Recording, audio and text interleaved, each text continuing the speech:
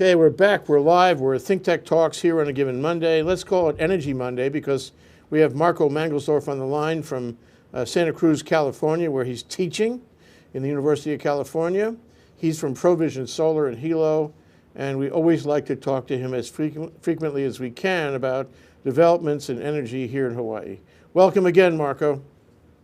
Well, Jay, without exaggeration, I can honestly say that it is a peak pleasure for me each and every month when I know I have you to look forward to spending an hour with all the fantastic listeners. So thank you again for having me. The same to you, Marco.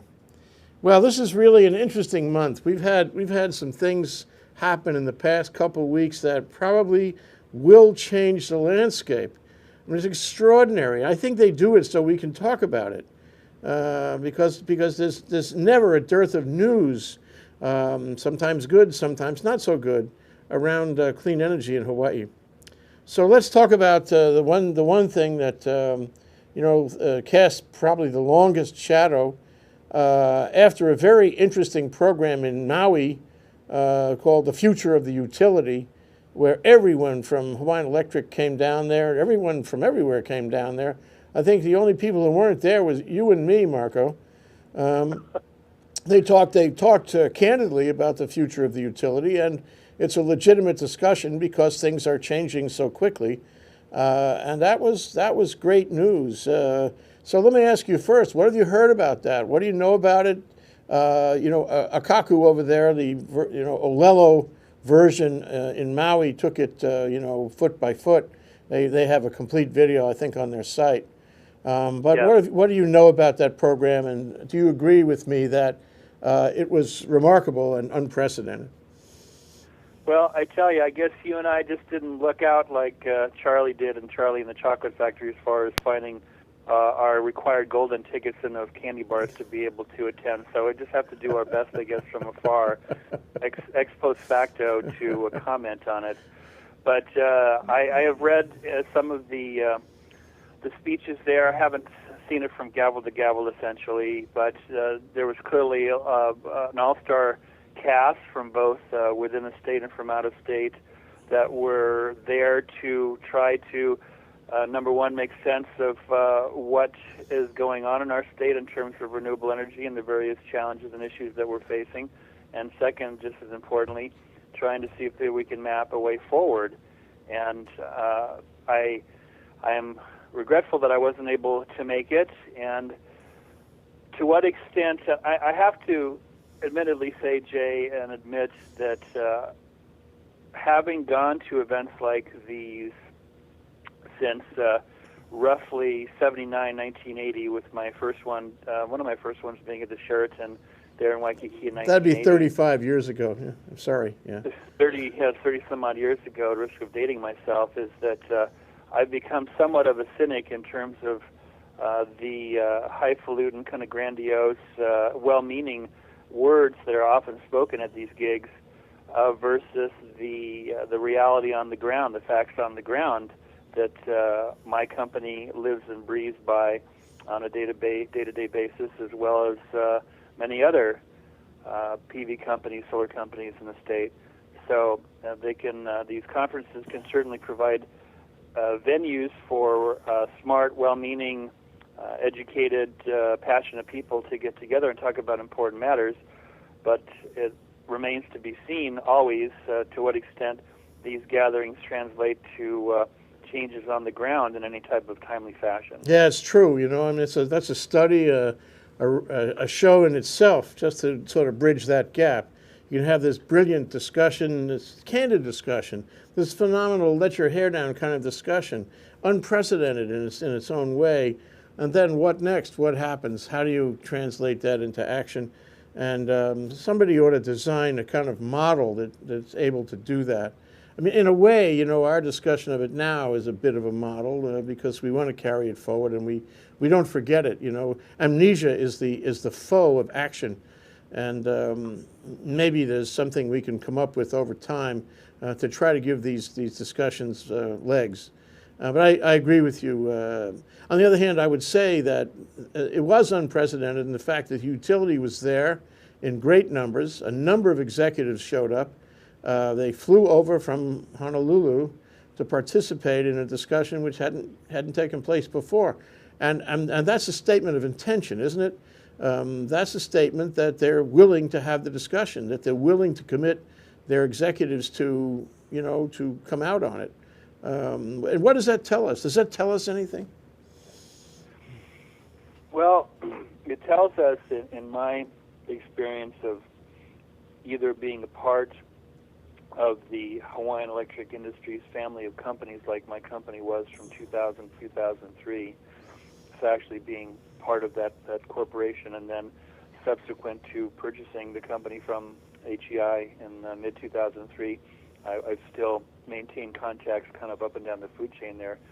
I can tell you, in my opinion, that there's been substantial and real change in terms of upper management there at HECO, Miko Helco, and that the people at the top echelons there are necessarily have to be more aggressive and progressive in their thinking in terms of being able to guide some of the biggest companies in the state in a new direction that is steps away from traditional utility company standard operations. So I do believe there is the desire there. I believe that the will is there, which probably sets me apart from a number of my colleagues who take perhaps a more negative view in terms of the will actually being there on the part of HECO, Miko, and Helco. But they're also up against some rather profound constraints in the real world and the practical world as far as what their infrastructures and what their grids can handle in terms of substantially increased amounts of distributed generation and utility scale renewable energy plants, be them solar or wind. So I continue to believe that they are in a tough position, both from multiple perspectives. But I believe the will and the desire is there to move their companies in a more active direction. So I agree with you, Marco. I agree with you. And all indications were at that conference, according to what I've heard, a kind of a new dimension, a new departure, a new willingness, a sign of change, a sign of a willingness to entertain new ideas, new interconnect, and all that. Trying hard to satisfy the demands that have been made on them in recent years. And then, with all of that, which seems to me to be a statement of goodwill, we find that only last week the PUC issued a decision and orders which were, again, fairly punitive and which set aside the IRP, the Integrated Resource Plan, such as was submitted by Hawaiian Electric a few months ago, as not qualifying, and they stopped the whole IRP process, and that that has to be pretty negative. It's a negative statement against Hawaiian Electric. It's all negative. It's a negative statement against against everything that happened, and you wonder if they agree with us, or maybe they got another agenda in terms of dealing with trying to constructively move things ahead with a sort of a across-the-board collaboration. It sounds less like that and more like something punitive. What do you think? Well, I couldn't agree more, Jay. I'm really struck by the juxtaposition of the conference at the MAC several weeks ago that I think got a lot of people excited, and I don't know if I'd say got a lot of people hopeful, but at least those participants at that conference came away with a greater degree of hope and optimism than they had probably when they first started attending the conference. And then within, a couple, 3 weeks or so, these four decisions and orders, actually two DNOs, as we call them in the business, two decisions and orders, and then two orders came out, were released last week by the Public Utilities Commission. And I mean, I'll read you just one paragraph here. It's actually just one sentence from one of the DNOs there that I think sums up very well where the Commission, Public Utilities Commission, is regarding their unhappiness with HECO and HECO's efforts at in their opinion, failing to meet the required criteria for the IRP, or the Integrated Resource Plan. So I'll just read this to you. It says, the Commission is certainly cognizant of the difficulties in analyzing and addressing these challenging issues, but is nevertheless profoundly disappointed in the caliber of the HECO company's efforts and apparent unwillingness or an inflexibility to embrace the challenges, commit appropriate resources, and provide or acquire the necessary analytical tools to address the issues identified by the Commission. And that's heavy business. Yeah, that's more than just a slight, hey, you guys didn't do so well, you need to do better. And following in that decision in Maui, the MECO decision last summer, where they effectively took them apart for $8 million in a punitive action, it sounds like more of the same, but maybe even worse. Yes. Yes, it's. I was really struck. I was impressed and struck at the same time by the depth and the comprehensiveness of the analysis, especially in one of the orders put out by the PUC last week, which is Order 32053, which is available on their website for any of the watchers or listeners who want to take a look at it. But it was truly a tour de force for the Commission, from the Commission, in terms of looking at what's going on across the state, but especially with a focus on the HECO companies, what's going on across the state in terms of renewable energy and distributed generation. It was a very impressive document, but at the same time somewhat schizophrenic, in my opinion, in terms of some of their observations that seem to clash with each other somewhat. Well, on the PU side of things, I think they really want to be in a leadership position. I mean, for the lack of any other government agency that's stepping up to be a leader, they're kind of trying to assume the role of leader, and this is their way of doing it.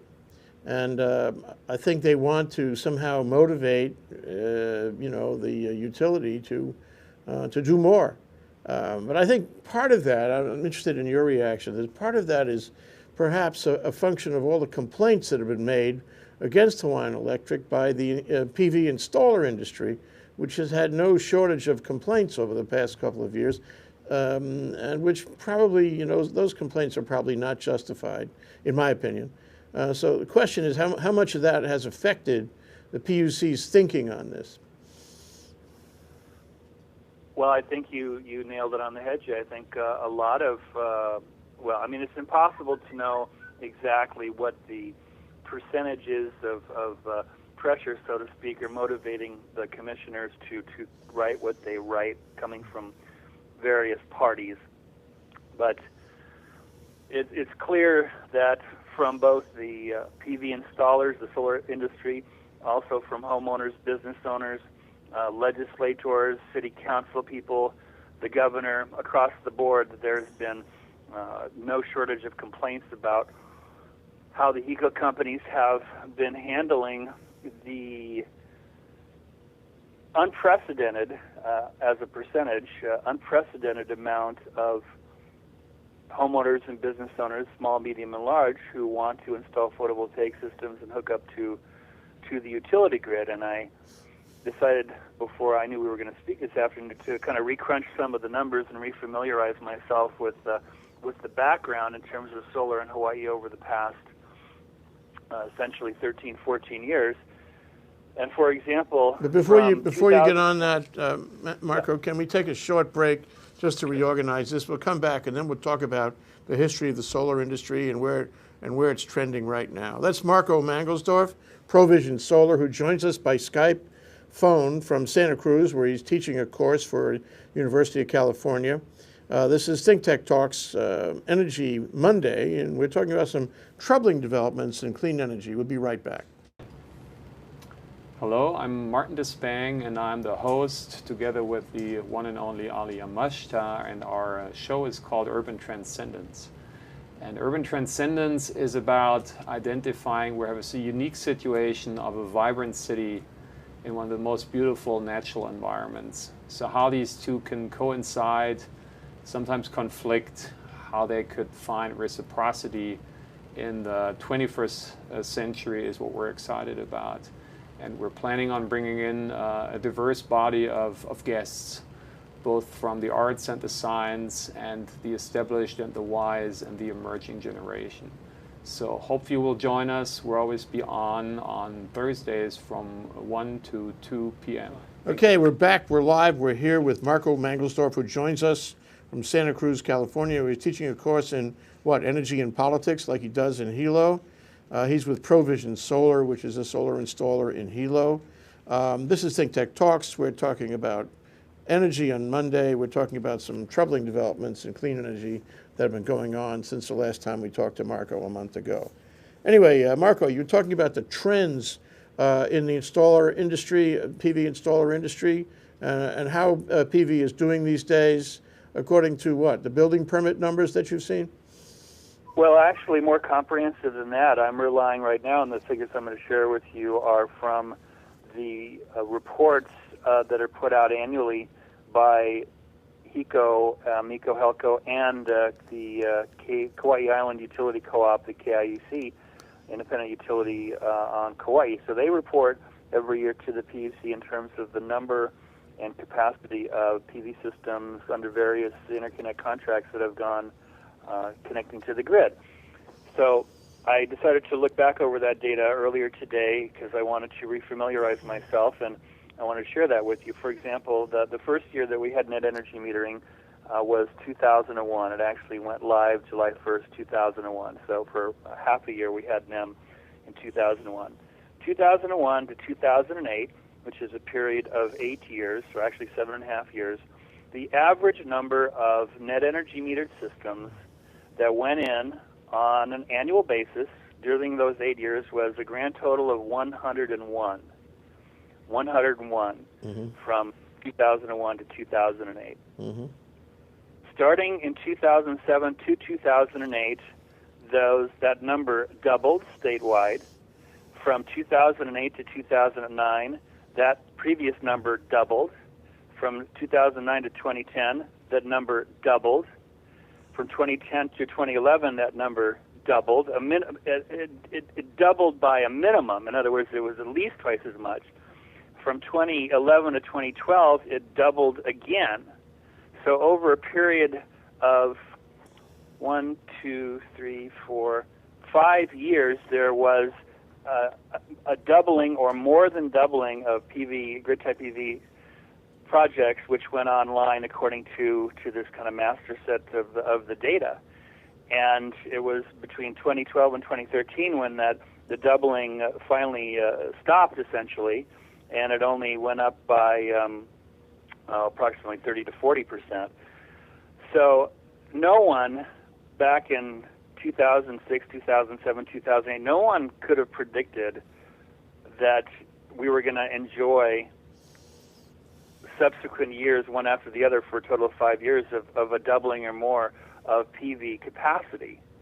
And yet, and it's interesting, I used the word schizophrenic a moment ago, and which one of the words that came to mind when I was reading some of these PUC docs, is because the commissioners repeatedly observe and note, correctly so, that there are real and practical challenges of these utility companies accepting so much distributed generation renewable energy sources so quickly. They repeatedly acknowledge that.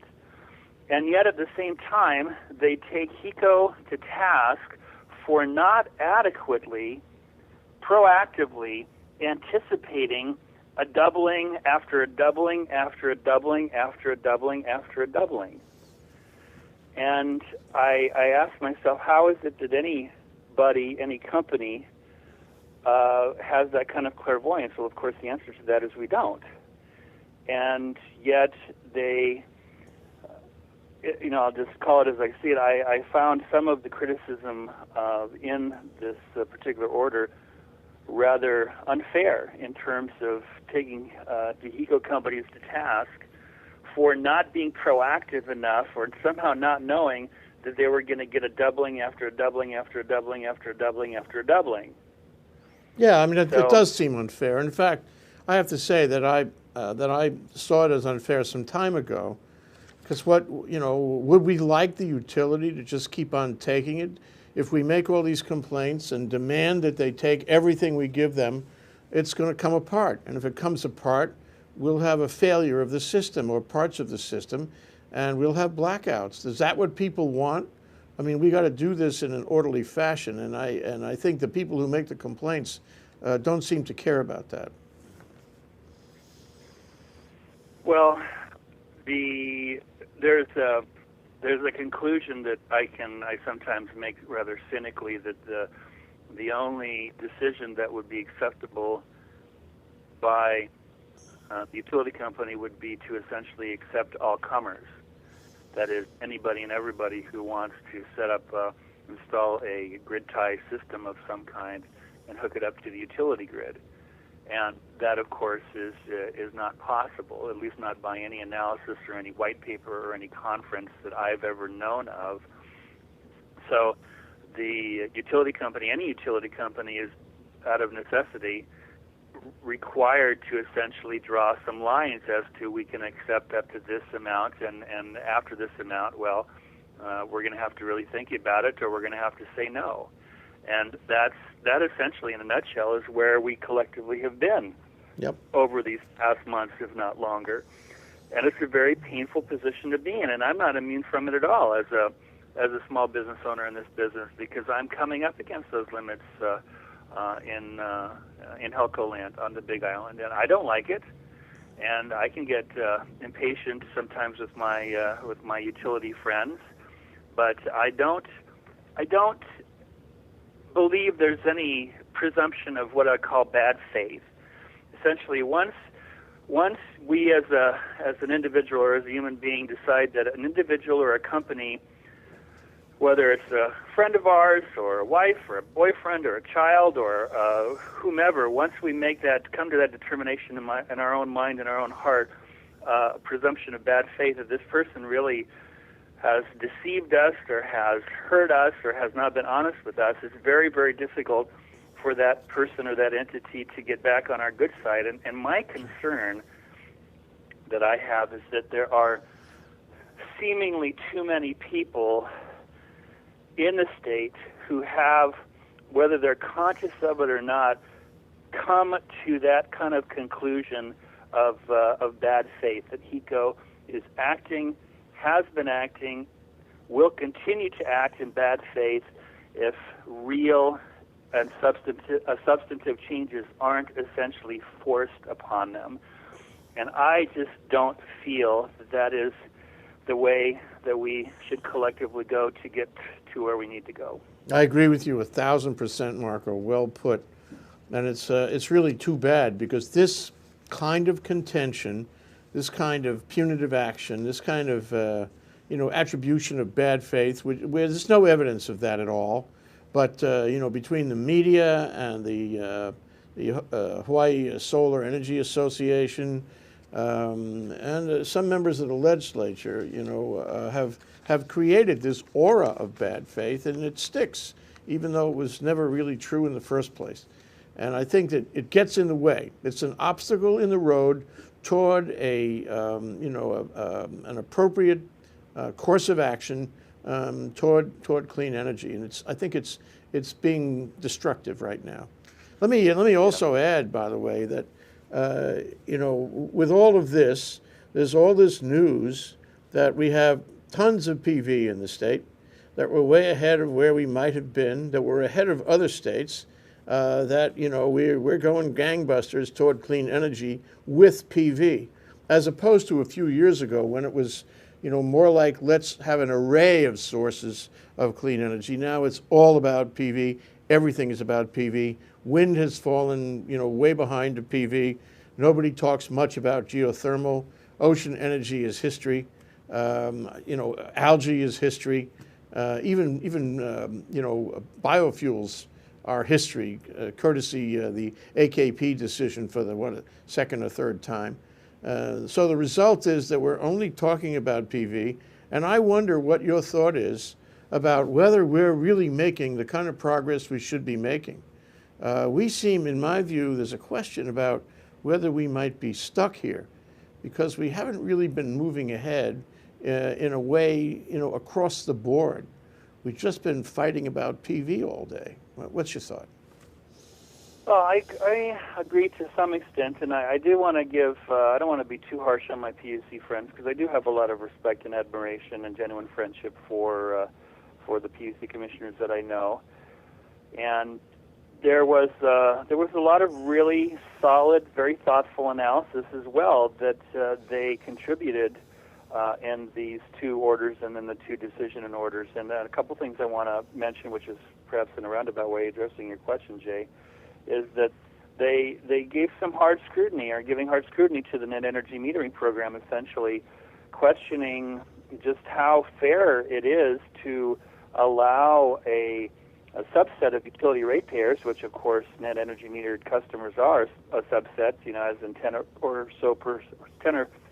or less of all ratepayers, to allow this small subset to reap the benefit of being able to get retail credit for their kilowatt hours, which means that those majority ratepayers are essentially subsidizing to some extent the fact that HECO, HELCO, MECO, and as of several years ago, KIUC, was providing preferential treatment to net energy metered customers. So the commissioners address that, or trying to address it in a forthright fashion. And I had decided to look up those numbers from documents filed to the PUC in late January. And at least for HELCO, HECO, MECO, as of December 31st of 2013, it was estimated that the total loss to HECO from all net energy metered systems installed to date as of the end of last year was around $38.5 million. $38.5 million. Mm-hmm. And what I find interesting is that it's the PUC that is being explicit in their concern about how fair that is, whereas I have not known of HECO, the HECO execs, having put forth that they have concerns about that, and they have concerns that this is not fair to the majority of ratepayers, which is exactly what a number of utilities in the mainland have, in fact, been pursuing rather aggressively. Now, I'm not saying I think that's necessarily a good idea, but I'm struck by the fact that it's HECO that has lost $38.5 million in revenue because of the cumulative net energy metering cost, and yet they seem to be fairly silent on it in terms of not making a big deal out of it, whereas it's the PUC commissioners in these latest analyses, which is essentially questioning how fair it is to continue the net energy metering program as it has been practiced so far over the past 13 years now. Yeah, I mean it's really some kind of sacred cow, and it shouldn't be. I don't know why guys who just connect and like to have net energy metering and send power back can get along on $17 or $18 a month as a base fee. That base fee, in my opinion, should be way higher than that in order to democratize the whole situation. And if you can't connect, if you can't sell energy back to the utility, that's not a big crisis because you have your PV and you can generate it and you can buy energy at night. I don't know what the big hassle is about that. Finally, I don't know why people who are concerned about this can't buy storage of one kind or another. It is available in the market. Joe Saturnia is selling it. I think some of the other installers are selling it now. So I think it's become a sacred cow. I don't think Hawaiian Electric wants to touch it. They don't want to raise the base rate. And they want to leave net energy metering just the same way it was and have to buy it back at a loss. I think all of that should be changed in order to rationalize and make the existing system more fair given the disparity. Well, and interestingly, well, I'll just note that KIUC dumped their NEM program several years ago. They've had what they that doesn't mean you can't connect with a grid-tie system on Kauai. You can as a homeowner, but it's under an avoided cost rate contract, which means that you will be paid, the KIUC ratepayer will be paid at the wholesale rate instead of the retail rate. Perfectly fair. Yeah. I agree, that hasn't caused the PV market to collapse over on Kauai. Another interesting thing that I found of note in some of the PUC's analysis is that they correctly note that the HECO companies have been giving, shall I say, preferential treatment to those essentially homeowners who want to install PV systems 10 kilowatts or less in capacity, as far as, which I actually have supported over these past years, because I'd much rather see 100 or 1,000 or 5,000 homeowners get 2, 3, 4, 5, 6 kilowatt systems rather than have that capacity be gobbled up by 100, 200, 500 kilowatt projects. But they essentially pose the question, is it fair, is it right that the HECO companies should give essentially preferential treatment to 10 kilowatt and under systems, and by contrast give greater scrutiny to those project developers who want to put in 100, 200, 300 kilowatt system. So they're really, they use the word rationalization or rationalize. They're trying to rationalize the rather kapakahi current structure in terms of these various rate contracts, and look at it from a more macro perspective to see what is really fair and what is really just. So I really salute them for putting a lot out there in terms of again, it was really a tour de force in terms of the comprehensiveness of their analysis. Well, somehow we are at a turning point, you know. The decision in order, whether you like it or don't, whether you see it as constructive or not, it certainly identifies the issues. It certainly puts us at a place where we have to consider them. And maybe it's when Robbie Am was leaving Hawaiian Electric, he said there was not too much left in the pipeline, and that we were essentially at a turning point. And I think the turning point is now more visible, and there's more happening somehow in terms of people stepping up to the plate. I think the PUC sees this as stepping up to the plate and creating new leadership models for us. Let's take a short break. It's Marco Mangelsdorf, Provision Solar and Hilo, joins us from Santa Cruz, where he's teaching a course in energy and politics in the University of California. This is Think Tech Talks, Energy Monday, talking about some troubling developments in clean energy. When we come back, we'll talk about Sopogy. In fact, it was in PBN this very morning, and we'll talk about what happened and what that means, what it demonstrates about solar, what do they call it? Solar. Concentrating solar power. Concentrated solar power, and what that means to the technology going forward. We'll be right back. I'm Hong Jiang, host for Asia in Review on Tuesdays. And I'm David Day, host for Asian Review on Thursdays. Both of us broadcast our respective shows at 4 p.m. And my topics tend to deal with questions related to environment, culture, history, and sometimes human rights. And my shows tend to be on international business, foreign policy, geopolitics, and national security. And you can watch our shows live on the ThinkTech website at thinktechhawaii.com. And you can also watch us on YouTube or Olalo. So come join us on Thursdays at 4 p.m. I'm David Day. And on Tuesdays at 4 p.m., I'm Hong Jiang. Aloha. Aloha. Okay, we're back. We're live here on Think Tech Talks, Energy Monday, talking about some developments that may be somewhat troubling in clean energy with Marco Mangelsdorf, our correspondent with Provision Solar, now on Skype with us in Santa Cruz, where he's teaching a course in energy and politics for the University of California. So Marco, Sopogy. Sopogy was a household word.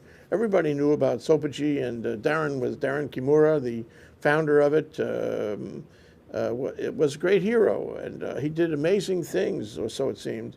And now Sopogy is no more.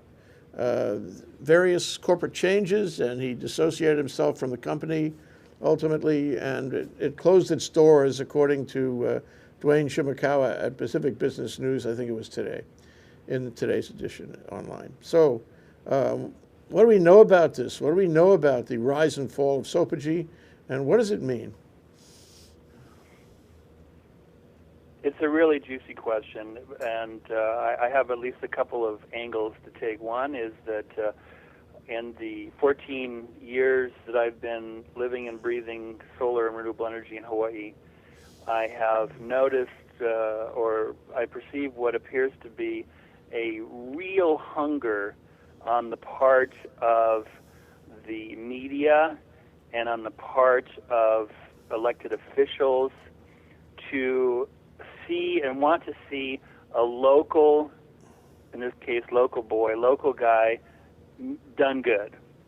And one of the first example I can think of is Dustin Shindo. Sure. Dustin Shindo and his several associates and friends that he had known for a very long time, who got Hoku Scientific into headlines when he started his company, which branched off to a number of other various businesses, including solar, Hoku Solar. There was an incredible press coverage, almost with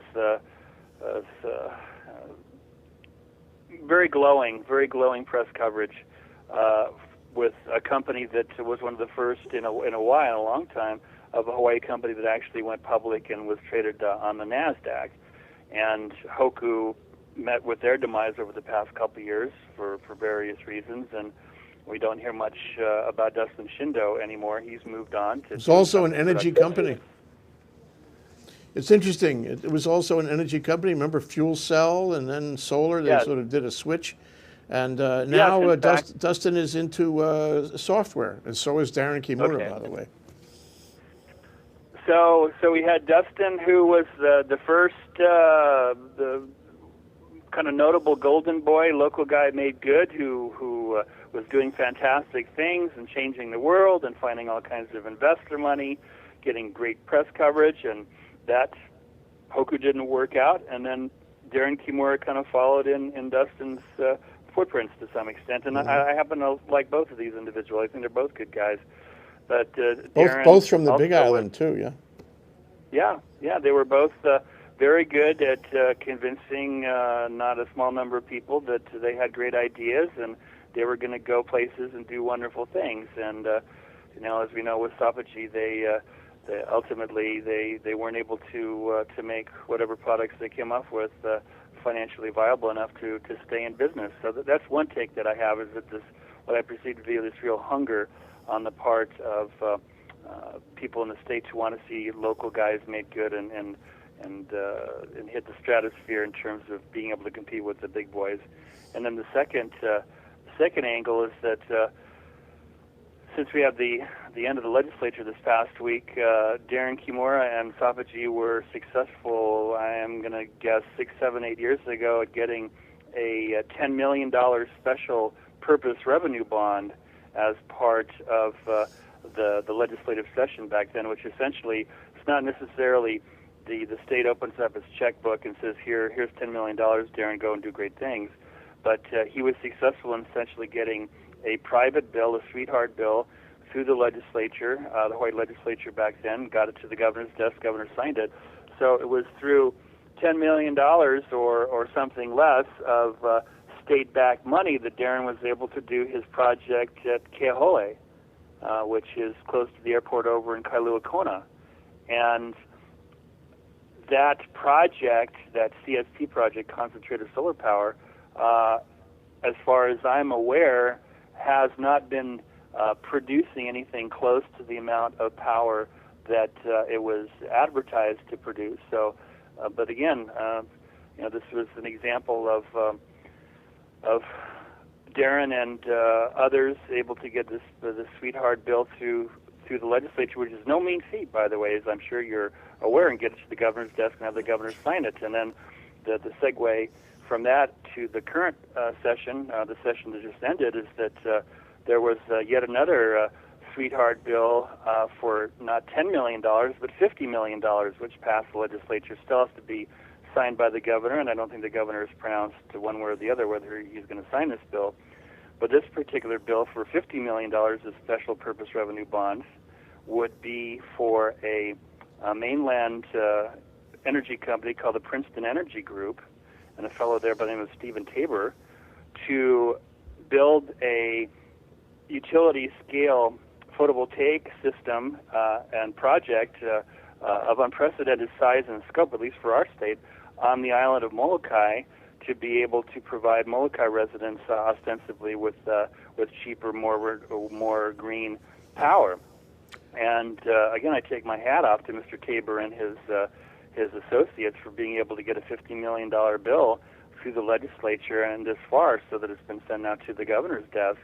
And what I find really kind of astounding is that it's far from clear, and I'm trying to be charitable here, it's far from clear that the Molokai residents want anything to do with such a, yet again, rather highfalutin sounding project from a bunch of well-meaning mainland haoles who are telling them that we have wonderful things to do for you, just give us a chance, and please trust us that we have your best interests at heart. Yeah, you're absolutely right about that. We had Princeton on our show right around the time they were making their public appearances in Molokai, and I recall that whatever they were proposing was not met with any level of acceptance by the community in Molokai. In fact, they were roundly criticized by the community in Molokai. It was a really bad day for them when the community,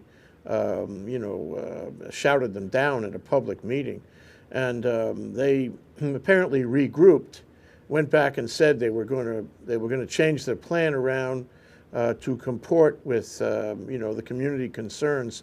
But I don't think anything happened after that, except maybe this bill. So this whole project could be in some disarray, and it is wonderment that $50 million got through the legislature on it. Well, Tabor said he was quoted as saying in the world famous Molokai Dispatch, which is this really fantastic. I'm not being sarcastic. It's really fantastic local paper there in Molokai that comes out every once a week. I know some of the reporters there, really good folks, and Tabor was quoted as saying that his feelings were hurt, that here he came with the best of intentions to do these wonderful things for the residents of Molokai, and that,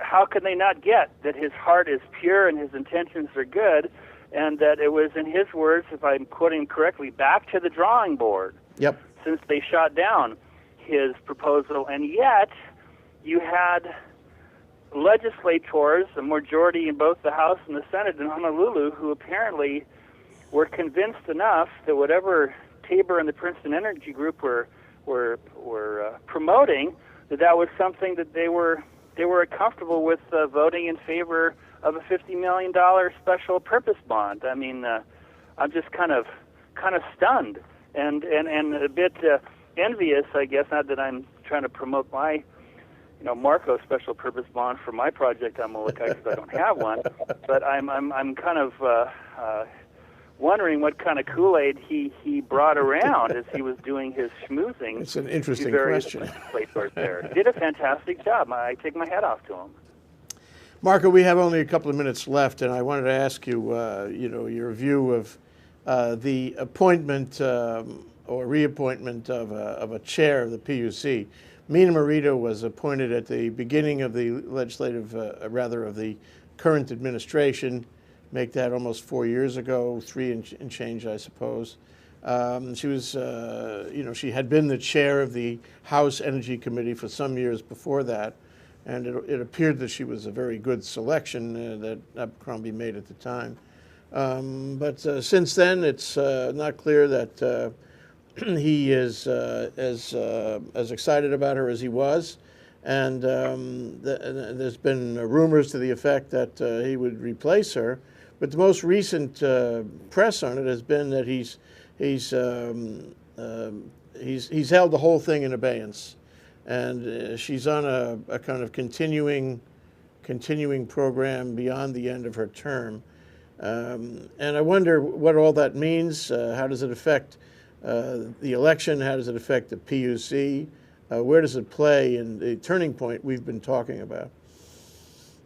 Well, I can't claim that I'm privy to all that insider information, Jay, but I do want to first off say that I I have the utmost respect for Mina Morita. I think she works her tail off in a really difficult job there, and is incredibly committed, incredibly passionate about trying to move the state in the right direction.